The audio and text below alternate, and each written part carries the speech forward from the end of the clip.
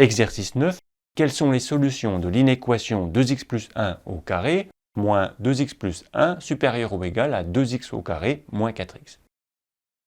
Cet exercice est un petit peu plus long et un peu plus technique, un peu plus difficile que les exercices précédents. Accroche-toi, bon courage.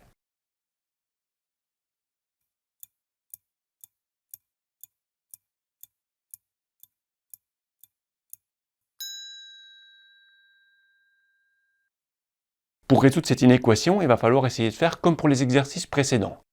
Se rapporter à une factorisation dans laquelle on aura un produit de deux facteurs qui sera positif ou nul. On étudiera ensuite le signe de chacun des facteurs en fonction de x.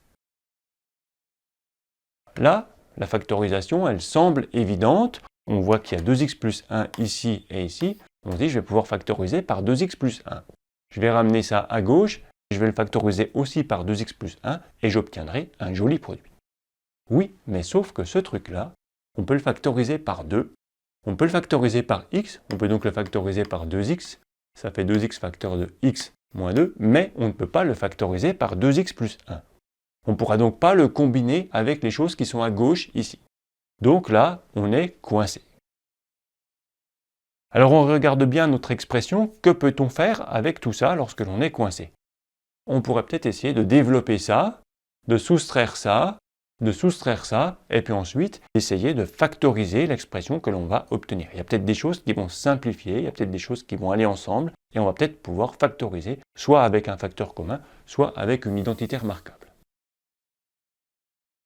Ça, c'est une identité remarquable, c'est a plus b au carré. Donc ça fait a carré, le carré de 2x, ça fait certainement pas 2x au carré, attention, hein, c'est 4x au carré, plus le double produit, c'est 4x, plus 1 au carré qui fait 1. J'applique le moins ici et ici, moins 2x moins 1, et puis là je passe tout à gauche, moins 2x au carré, plus 4x, supérieur ou égal à 0. Est-ce qu'il y a des choses qui se simplifient là-dedans? Certainement. Alors déjà, les x au carré ne se simplifient pas entre eux. Ça, c'est déjà une mauvaise nouvelle.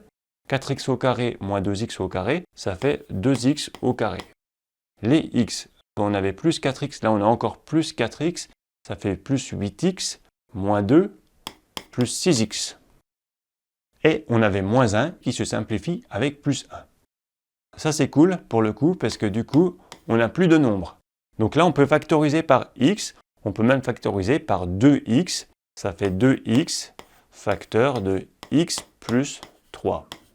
Tu développes 2x facteur de x plus 3, 2x au carré plus 6x. Donc là, c'est bien parce qu'on s'est rapporté du coup à une factorisation sans utiliser les identités remarquables, juste parce qu'on a trouvé un facteur commun. On doit maintenant étudier le signe de 2x en fonction de x et le signe de x plus 3 en fonction de x.